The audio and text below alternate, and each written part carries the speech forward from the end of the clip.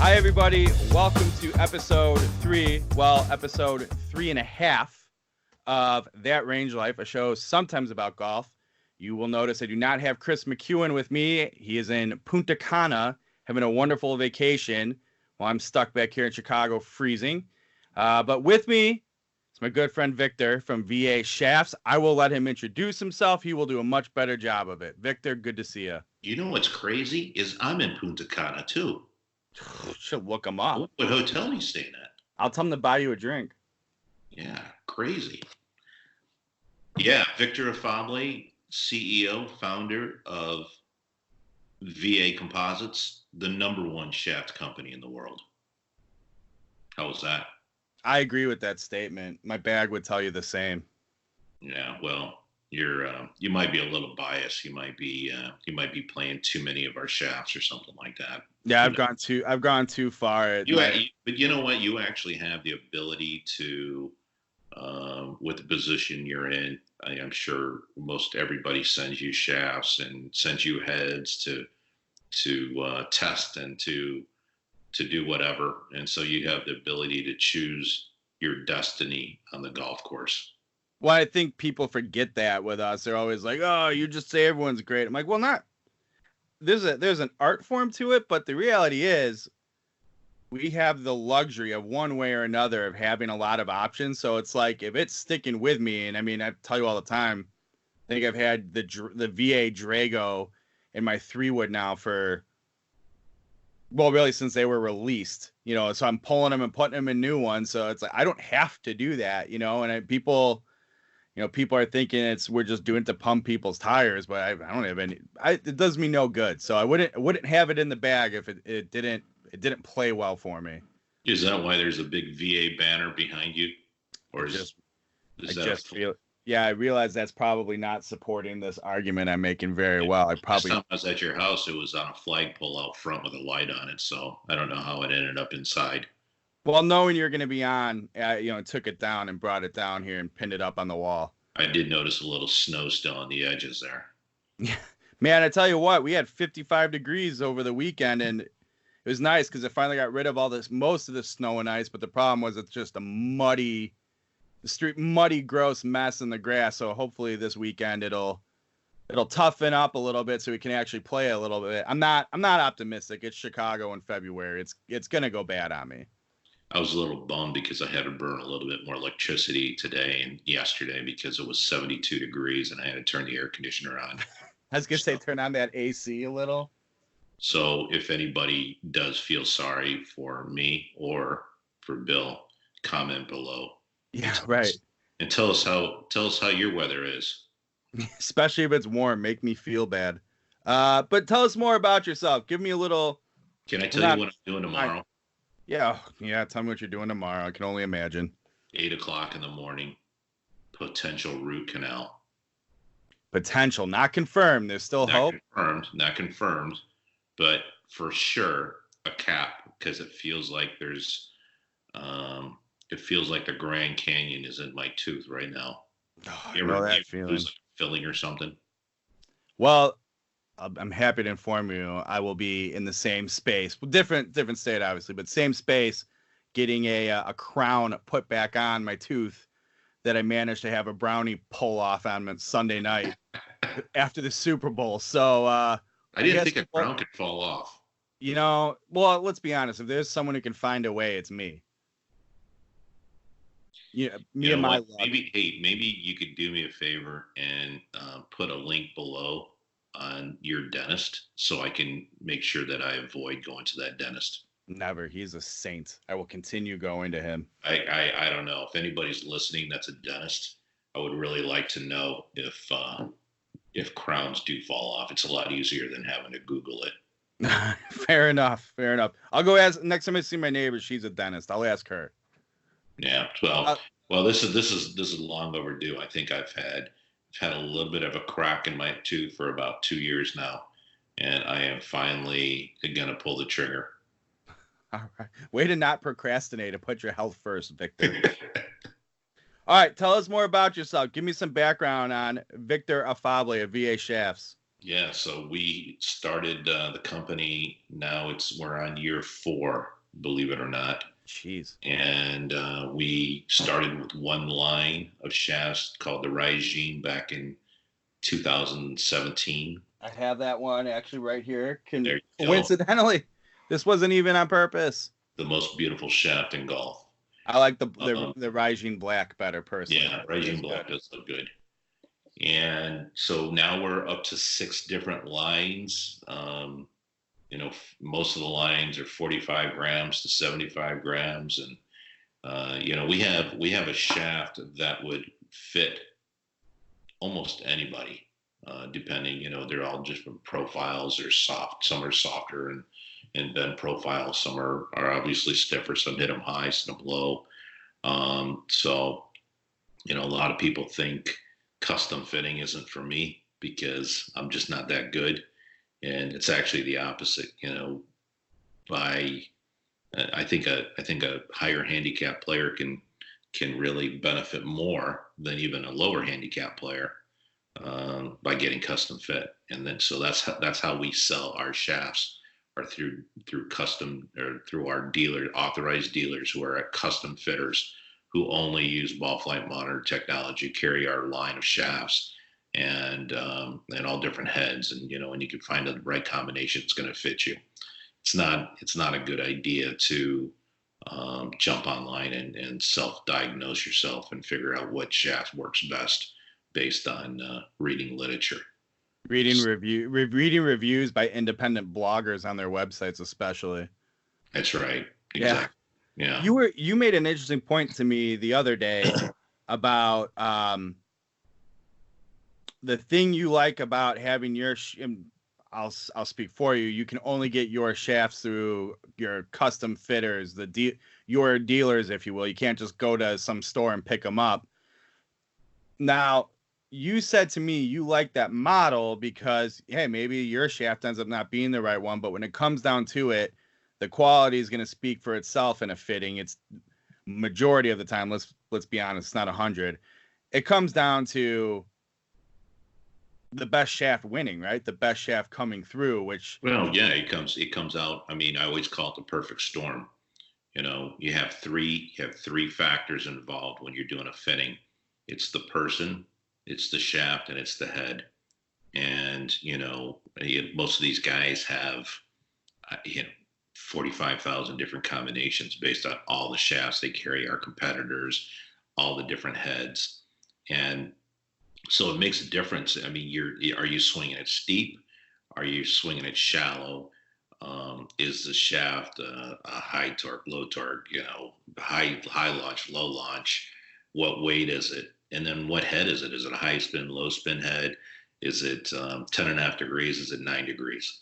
So a good fitter, in which we vet our dealers, a good fitter is going to have that knowledge. Not everybody, not every fitter is going to be a great fitter, but we hopefully we choose the guys that are somewhat knowledgeable, or very knowledgeable, I should say, in all these aspects, and have the ability to look at a swing and see what fits, and kind of hone it down into 3 or 4 different shafts. And I figured if we can get into those last 3 shafts, I mean, I feel confident that we'll win. And we have. We're a boutique shaft company. We don't make as many shafts as our competitors, and so our tolerances are really tight. I mean, it's just natural that the more of anything you make, the higher your tolerances go. They go up, and so that's kind of our arena, and that's where we play. We're not the cheapest game in town. We're probably more on the more expensive side. We use all our materials are from Japan, high premium exotic materials that come out of Japan. And most of our competitors have the best shaft, some of the other better shafts in golf. We all buy our pre-preg from the same place. So, and it's not my first time around. Obviously, I was a co-founder of Vauban, which now is a worldwide recognized brand that we started back in 2007. And I left that company in 2017 to start this company. So things have been good. We're excited. Doubled sales last year, and that's it for the VA commercial. I think that's a solid one. I'm glad you, even though it's mentioning another name, I'm glad you mentioned the Oban part. I was going to ask, like, yeah, you've only had the shaft company for a few years. Why should we listen to you? But I mean, one might argue that pedigree alone speaks for it. But your backstory is interesting. We'll save that for another time. Maybe we'll just focus on the history of Victor Afable here. And soon as, like, I hate to give you this credit, but I've heard the story. It's pretty interesting. It's a good golfer's tale. Yeah, I think so. We'll save that though. More importantly, we mentioned tragic dental accidents on Sunday night. This was following the Super Bowl. Did you watch it? Did you do anything crazy? Did you just stay home? What'd you do for the Super Bowl? Are we allowed to say that, by the way? Are we, like, is this show large enough? We're not allowed to. We have to call it the big game. I don't know how that works. I don't think we'll offend all the 10 people listening in right now. Fair enough. Super Bowl it is. Yeah. But Super Bowl is a night of wings and pizza. And yep. That's what I did. I invited my closest 2,000 friends over, and we ordered pizzas and chicken wings and had a good old time. Now I was going to fire up the Traeger, but you know how that goes. Love the Traeger, but it's kind of, it's something you want to do on a Friday night and eat it Saturday night and do a low, slow cook, right? Yep. So one thing we both I've said this before too. I think you and I probably talk grilling and barbecue more than we talk golf and VA shafts and anything related to it. You have a few good grilling stories we'll get to, but we both have our Traegers. We like to talk about the various meats we smoke. What's your favorite thing to smoke on the Traeger? I like doing prime ribs. You know what? I like pork butts too. Pork butt's good, but it kind of gets old. There's only so much pork you can eat, right? Yep.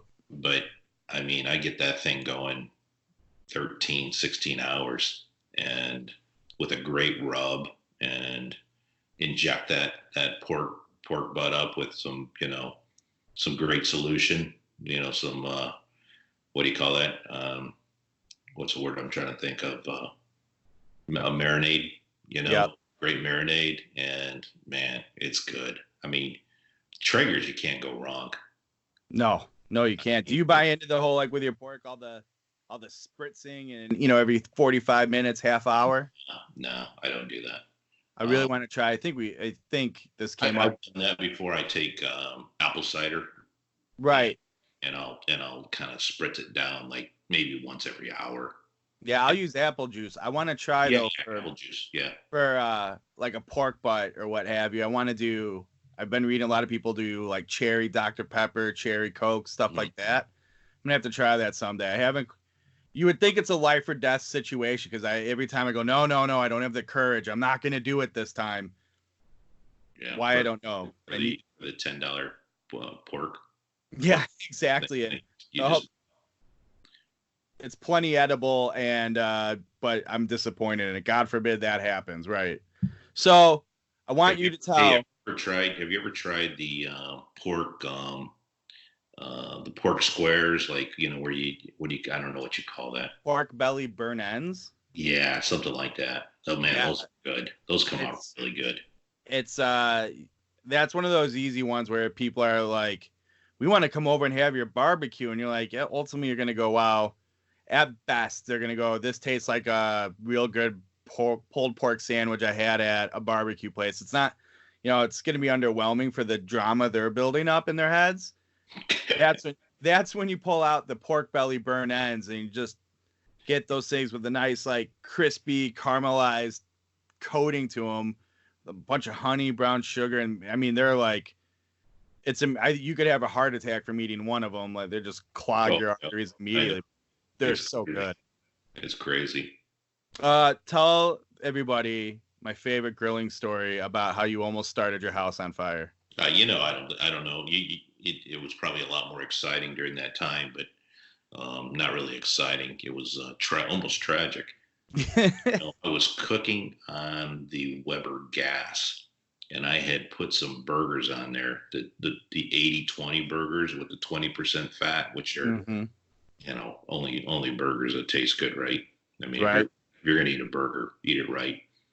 And I laid those things on and went inside to get something, and I came back and there was black smoke coming out of the top of that grill and fire, and it was right up against the porch, and I couldn't believe how big that fire was. I opened up that thing and it was a grease fire. So it turns out that the grease tray was completely full, and so it was starting to fill up on the bottom of the grill. And man, I ran inside, and I got this. I had happened to buy these aerosol cans. They're kind of like size of a Raid can, but they're fire extinguishers. And came back out, opened that thing up, and I was about ready to spray it. I'm like, I'm gonna try and save the burgers. So I pulled the burgers off, throw it on there, and I gave that thing one spray, and it went out like no other. It was crazy because you can't throw water on it, Right. grease fire. And man, thank God, anybody listening out there, keep a fire extinguisher around because you never know what can happen. Yeah. Next thing you know, you have what looks like a burning car in your backyard, and No lie. turns out it's your greasy Burgers grill. are pretty good. Burgers Yeah, actually say, are good. I mean, how bad you have to scrape off the char? No, it wasn't that bad. I mean, I just caught it when that fire started, and it wasn't like the hamburgers were on fire. It was the fire, it was the grease underneath. But Right. God, I can't believe it.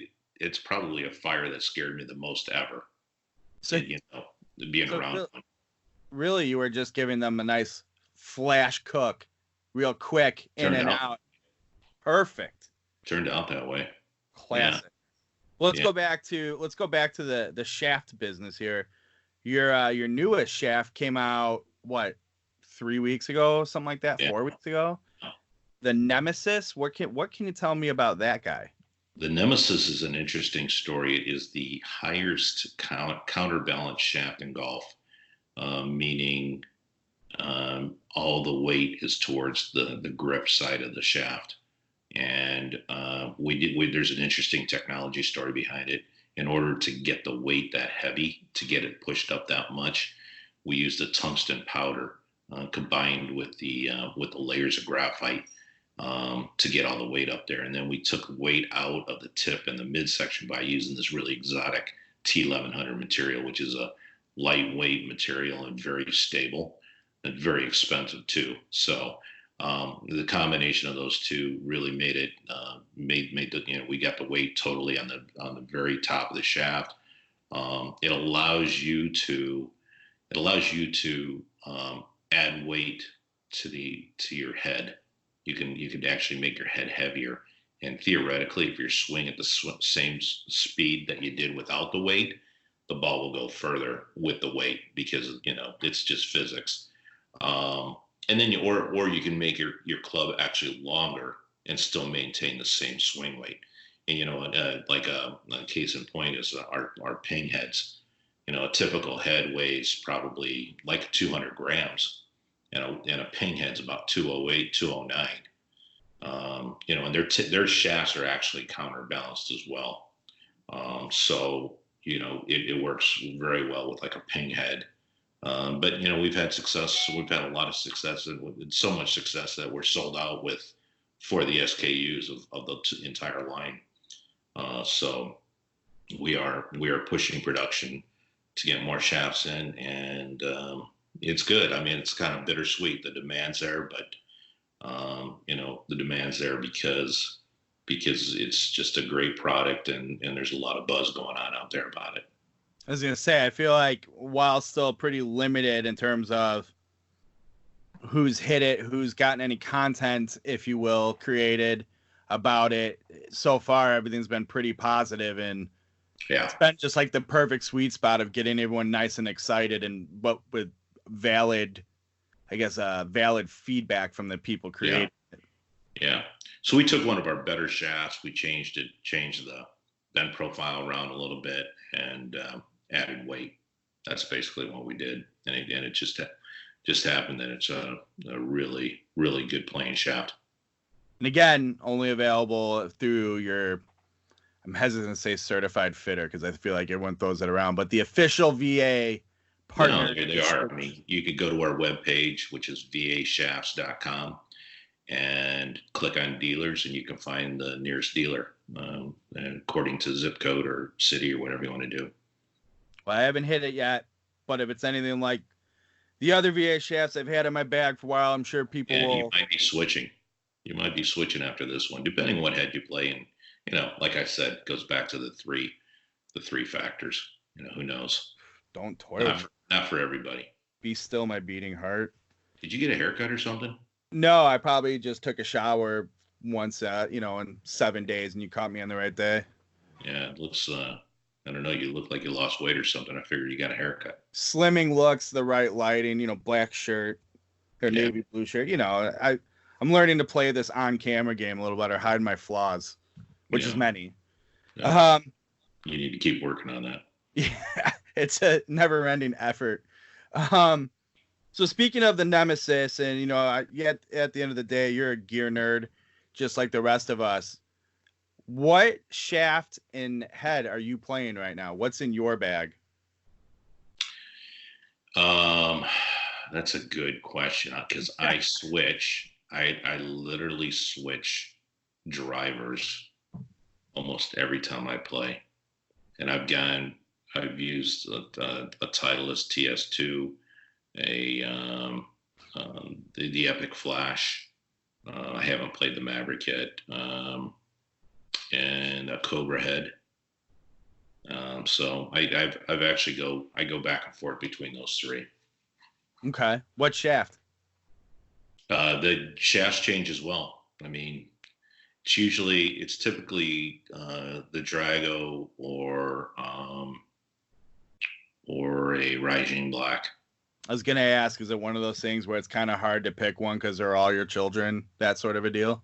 No, I kind of, I don't do a lot of diagnostics. I don't check it on the launch monitor too much. So I just go out and I kind of play and just get a feel for, I know I already test everything, so I know. But those shafts seem to work the best for me. So that's kind of why depending on what head it is, though, I'll switch shafts. Got it. Yeah. Makes sense. How about yourself? What are you playing? Well, I would tell you I'm in flux driver-wise. Last year, though, I finished with the Epic Flash Sub-Zero with a Rising Black in it, which was a big deal because at that point, and I mean, I was pulling it. It's an expensive driver. That's an over $1,000 driver. Well, I need people to think I must be a big deal in the golf industry, right? So I got to come out the goods. I mean, I don't have to be any good. Don't let them see you swing. My hero. Right. But it's a big deal. You're my range hero. That's how did you come up with that name anyhow? That's what I want to know. How did I come up with driving range heroes? Well, pretty simple. I feel like golfers in general take themselves a little too serious, and that's just not. Well, I would hope people would understand now that's not my style.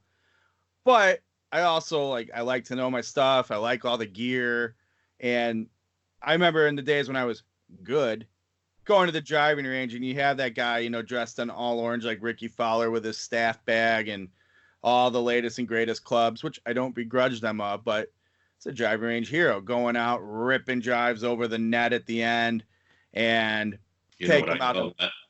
What? Range Pro.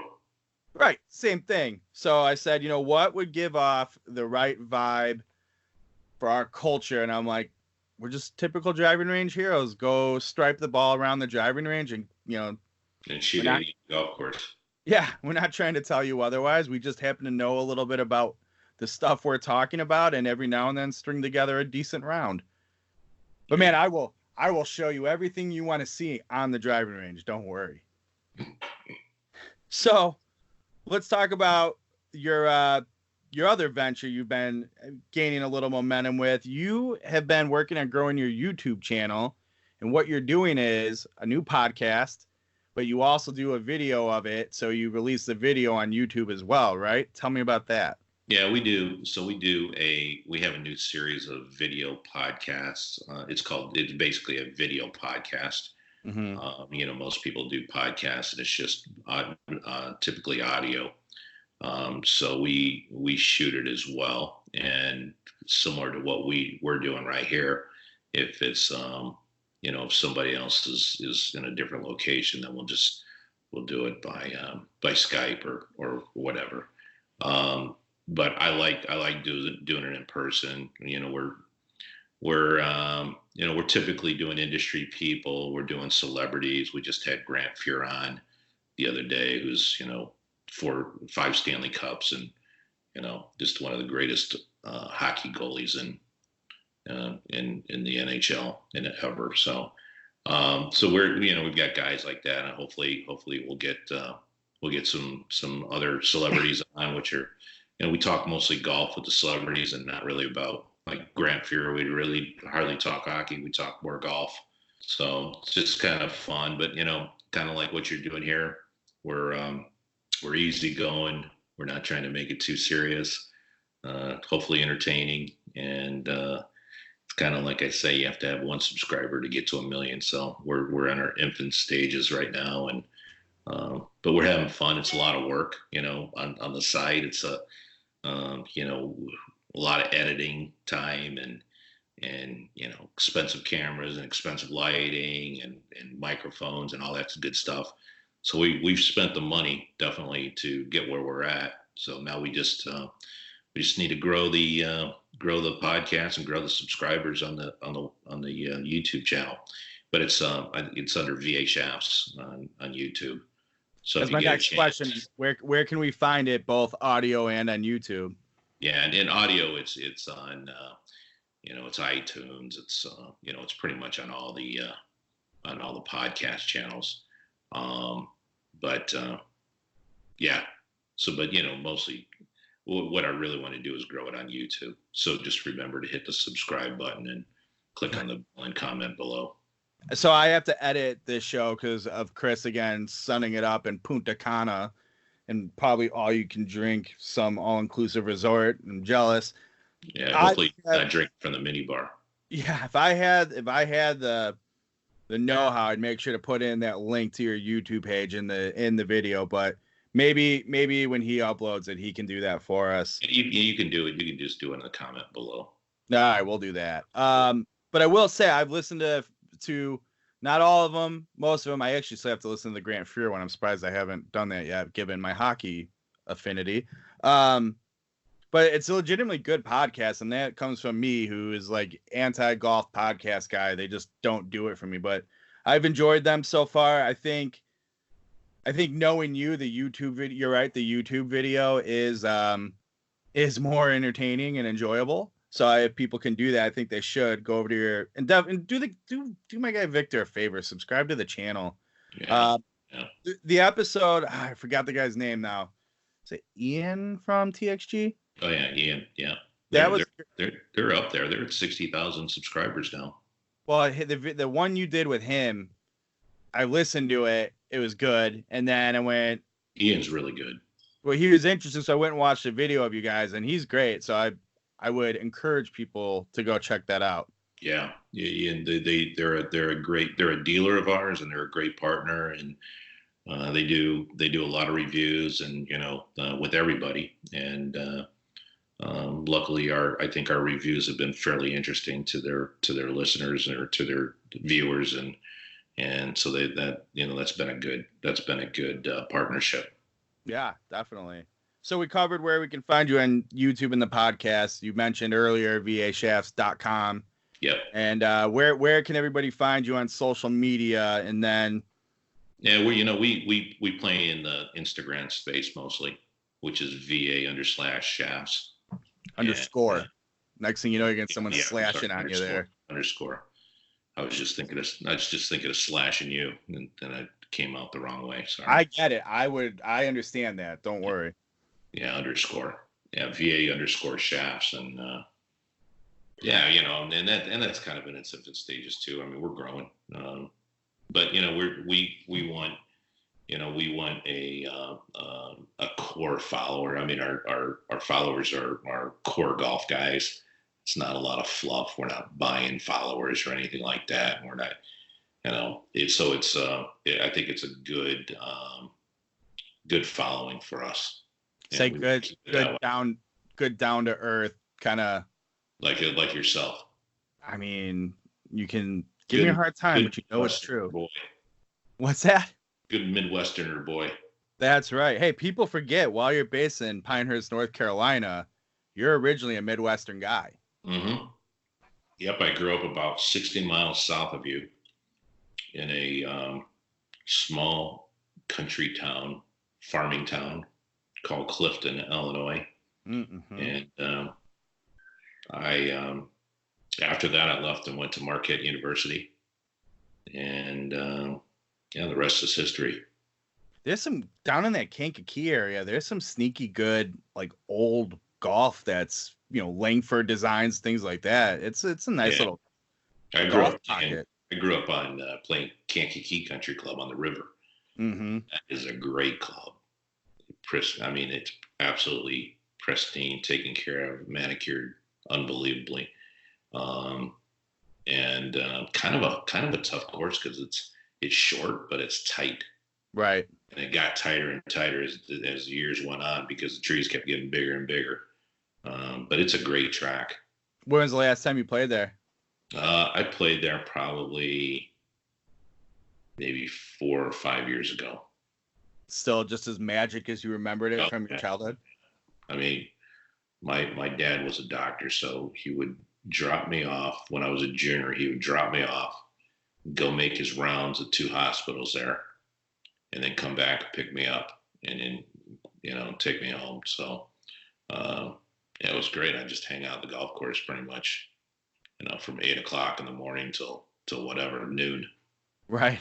I want to check that place out. I'm going to have to get the boys on making some calls and see if we can get a road trip down there and check it out. Yeah. Well, we might have to do that when I come up this summer. Now you're talking. I like where your head's at. Yeah. All right. Well, it's been a pleasure talking to you. I hope your potential root canal is gosh for tomorrow. It's just as I was relaxed and drinking my wine and not thinking about my root canal. You know what? I'm staying positive that's not going to be a root canal. But man, anything that they do, if it's a filling or whatever, it's no bueno. Yeah, see, it's a pain in the ass. It's just not good. No. That and accountants. Dentists and accountants I don't like. They're either the best thing that happened to your life or the absolute worst. Nowhere in between. No. Well, I'll check in with you later tomorrow and find out how it went. We can compare our dental horror stories in the morning. Yeah, good luck on your cap or whatever. Thanks. Look at your crown. All right.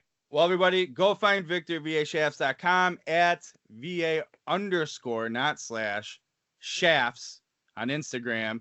Check out the podcast. Subscribe to his YouTube channel. It's worth it. I subscribe to it, not just because I'm friends with him, but because it's worth it. It's good content. And if you don't know about VA Shafts, get to know him. I promise you'll enjoy it. Thanks for having me. I appreciate it.